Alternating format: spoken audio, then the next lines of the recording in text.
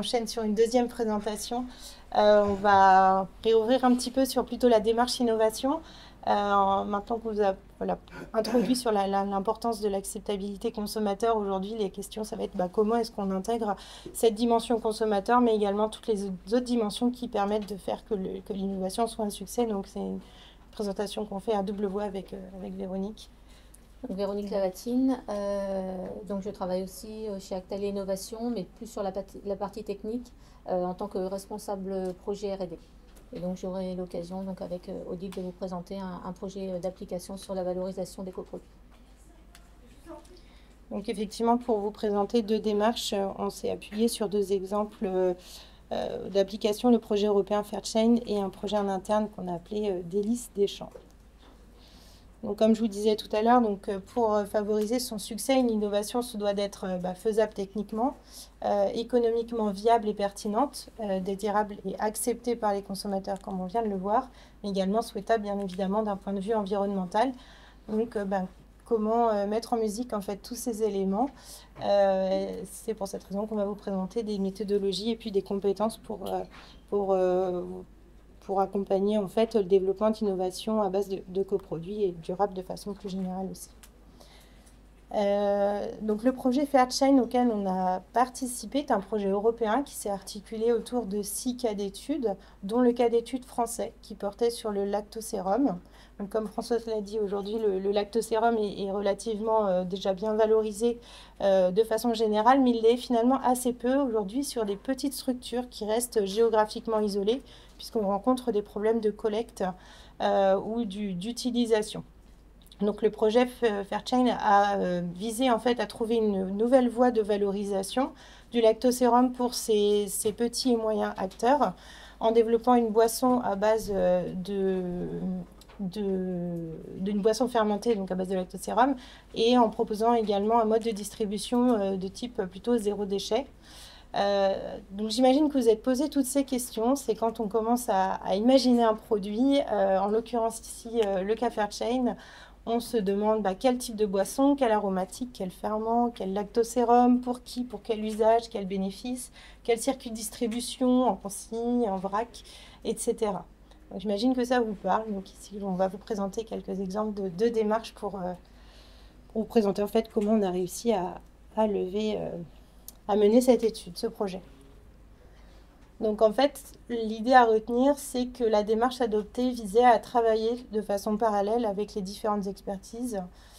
Donc on a commencé en fait effectivement à travailler au départ, mener les travaux de R&D en parallèle de la recherche, enfin de la recherche sur les marchés et les consommateurs, de telle sorte d'assurer dès le départ les piliers faisabilité et désirabilité pertinents sur le marché. Donc on partait en fait d'une idée très générale de boisson. On ne savait pas du tout comment elle allait être définie, cette boisson. Et puis en parallèle des essais à l'échelle du laboratoire qui ont permis de définir en fait un peu mieux les traitements thermiques, les types de lactosérum et les ferments et les aromatisations associées. On a mené des études exploratoires, une étude de marché, mais également des premières études consommateurs pour comprendre quels étaient les freins, les croyances, les habitudes des consommateurs aussi vis-à-vis du coproduit lactosérum. Et en fait, petit à petit, on est arrivé en fait à mieux définir. On a eu une première étape où on a défini 12 idées de produits. Et ensuite, on a réussi à aboutir sur 2 concepts, donc des choses qui sont déjà un petit peu plus définies. Et on est donc à la fin de l'échelle pilote et à l'issue de laboratoire, pardon, et à l'issue donc d'une étude consommateur portant sur les concepts qu'on a menés en ligne. On a abouti à 2 concepts qui étaient déjà bien définis et auxquels on pouvait assurer en fait la faisabilité technologique et la désirabilité consommateur. Pour entrer donc dans la deuxième grande phase où cette fois-ci l'évaluation environnementale est arrivée, puisqu'on était cette fois-ci sur des concepts déjà plus définis, donc on pouvait plus facilement mesurer les impacts, dont les évaluations donc, portaient sur les choix technologiques, les ingrédients, la distribution. En parallèle, toujours des travaux de R&D pour le passage à l'échelle pilote avec tout un travail d'adaptation au changement d'échelle et sur la sécurité alimentaire. Donc on a ramené encore des éléments de complexité. Et puis, toujours aussi des études qui ont porté sur l'organoleptique des produits qui pouvaient être fabriqués avec les outils en pilote, jusqu'à une étude consommateur à domicile qui nous a permis d'aller mieux comprendre aussi les usages des consommateurs, ce qui était d'autant plus pertinent de le faire à domicile dans le sens où on travaillait sur un système de consigne. Et donc, il était important que puisse être ancré aussi dans le parcours des consommateurs pour lever les verrous aussi de la consigne vis-à-vis des habitudes consommateurs.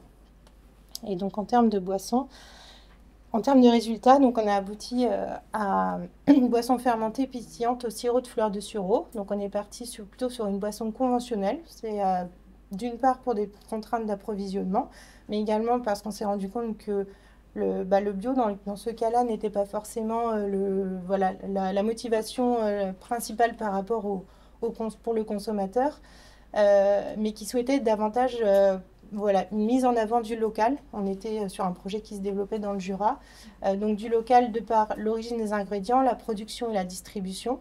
Et le consommateur aussi voulait un peu plus, était d'autant plus sensible à la valorisation d'un coproduit pour limiter le gaspillage.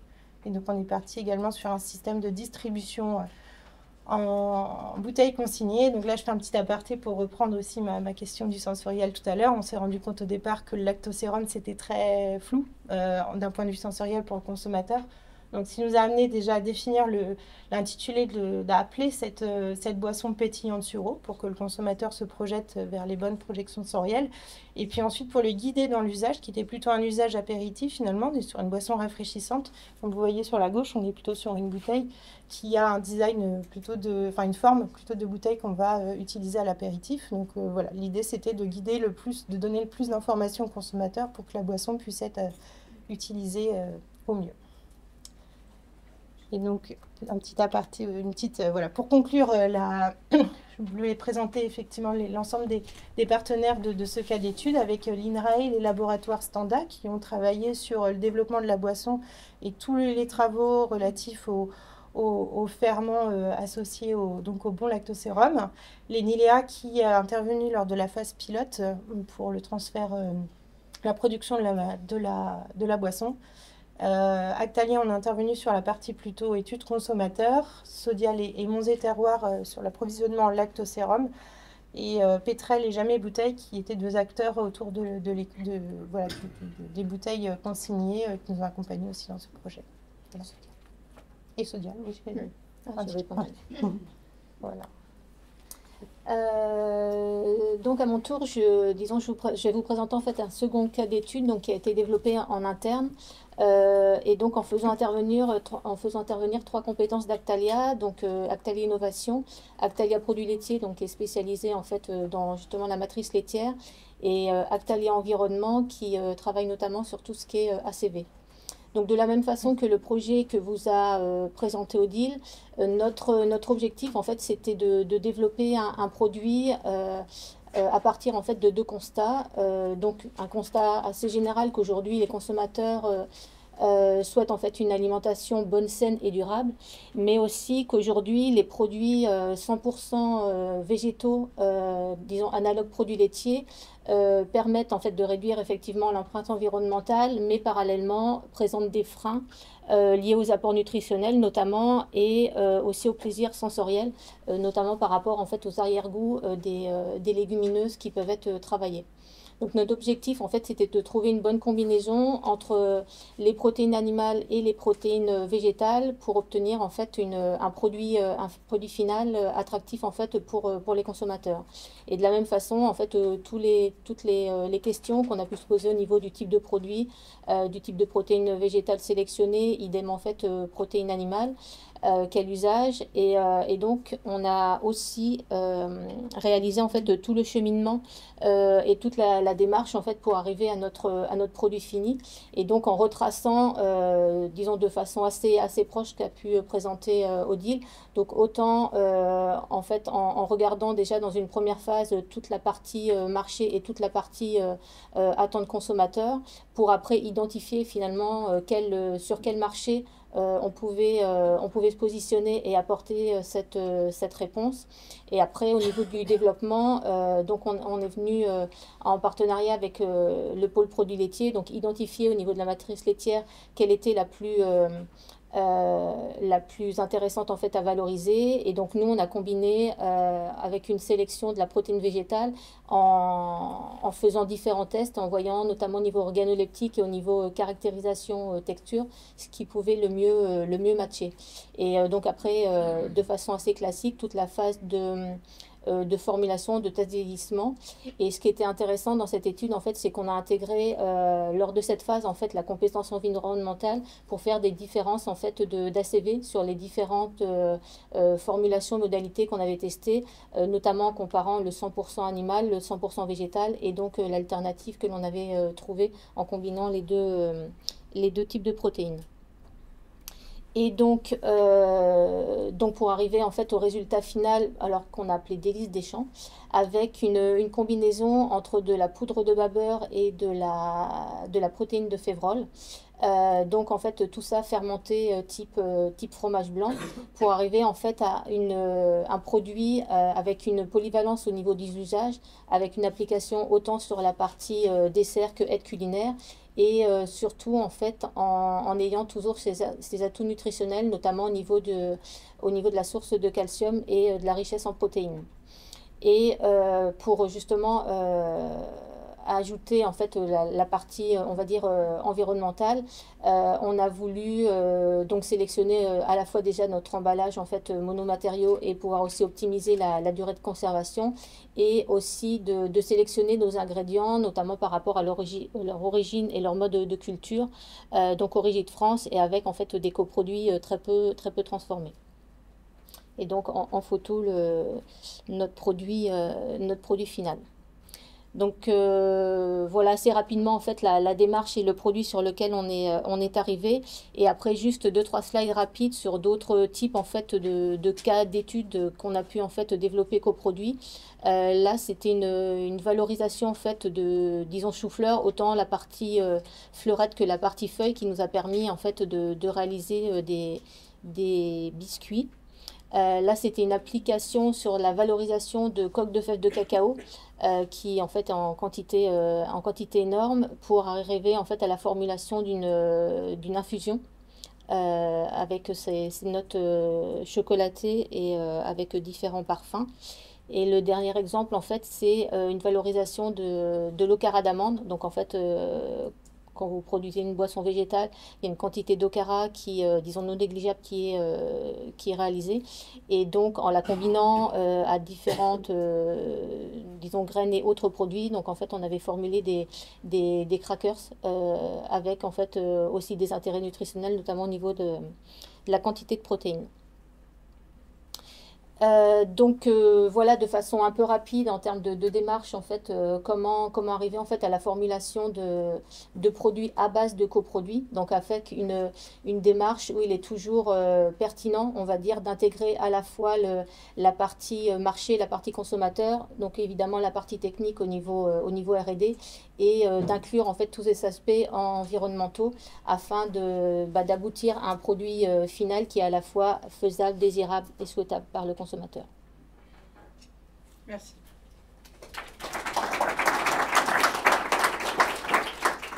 Est-ce que vous avez des questions pour... Oui, allez-y. Bonjour, merci, c'est très intéressant. On a envie de savoir la suite. Et alors, en vente, en réception du consommateur, ça se passe comment? Les produits que vous avez montrés, ils sont commercialisés maintenant? Alors, Fairchain, le produit n'est pas commercialisé. Le projet a été terminé fin d'année dernière. Aujourd'hui, c'est vrai qu'on ne sait pas trop si ça va être, je pense, en phase de réflexion encore sur le travail, puisque c'était un projet qui était piloté par l'INRAE. On était sur un projet européen, on n'était pas sur une application industrielle. Donc après, voilà, aujourd'hui, est-ce que le projet va être repris pour en application? Je pense que c'est encore en discussion. Et pour Délices des Champs, donc en fait c'est un produit qu'on a développé en interne Actalia, Donc avec aussi toute la partie évaluation consommateur, en fait, justement pour évaluer la perception de ce produit. C'est un produit en fait qui avait été entre guillemets présenté lors du CFIA avec donc différentes prises de contact avec des industriels, et donc on est en cours en fait d'échanges avec certains pour la passage de relais. Madame Michel, directrice des laboratoires Standa, donc, qui a participé effectivement à Fairchain. Nous avons plusieurs clients qui sont dessus, effectivement, à développer des produits. Boissons fermentées, c'est pas forcément exactement cette boisson-là, mais différentes boissons à base de lactosérum, tout à fait, en France. Et puis Fusco, le produit est commercialisé et fonctionne très bien. Avec un bon attrait au niveau des consommateurs. Lequel, pardon, j'ai pas entendu. Les Fusco en fait à base de coque de fèves. Ah oui, bien sûr. Ah oui. Ma question était sur le temps entre l'idée et l'aboutissement d'un... Vous êtes sur quel... En année, en mois, Alors, on est plus sur moi déjà. Ouais. Disons projet européen, Ouais. c'est vrai que là c'était un projet d'envergure avec beaucoup d'intervenants. Beaucoup d'acteurs. On a commencé effectivement au départ, on avait des gros travaux, beaucoup d'essais, beaucoup d'essais R&D. On a eu beaucoup d'étapes effectivement consommateurs. C'est un projet qui s'est allé de toute façon sur 4 ans. Enfin, c'est de toute façon la durée du projet. Après, sur un projet d'application industrielle, je pense qu'on est sur... un an, un an, ça dépend en fait aussi d'où on part.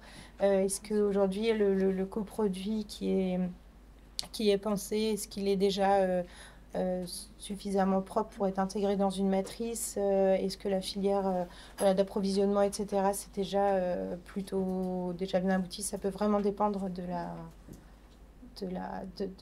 du type de coproduit, quoi, d'où on part. Ouais.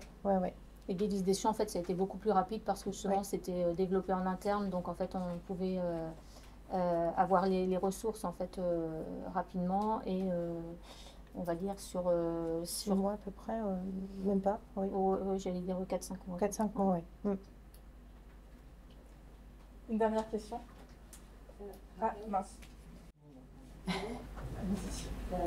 Rappel d'Agrilac Studio. Donc, je me demandais comment vous faites pour identifier les matières justement à travailler. C'est-à-dire que c'est pas toujours évident de trouver des matières qui sont disponibles en quantité suffisante et avec une collecte qui va permettre un passage à l'échelle. Comment vous les repérez? Alors ça, en fait, disons, c'est souvent des demandes en lien avec les clients et les industriels en fait, qui nous sollicitent. Ou eux-mêmes en fait ont des quantités de coproduits ou de matières hors standard à valoriser, et c'est sur cette base-là après que l'on formule quoi. La coque de fèves de cacao, c'était exactement ça. Après sur le Délices des Champs, en fait on sait que la poudre de babeur est encore quand même assez riche en termes de nutriments, et qu'en fait aujourd'hui c'est une matière qui est peu valorisée, en tout cas au niveau économique, et en fait voilà, c'était la volonté d'apporter de la valeur ajoutée et donc aussi un nouveau type de produit en termes de profil sensoriel qui couplait le végétal et l'animal.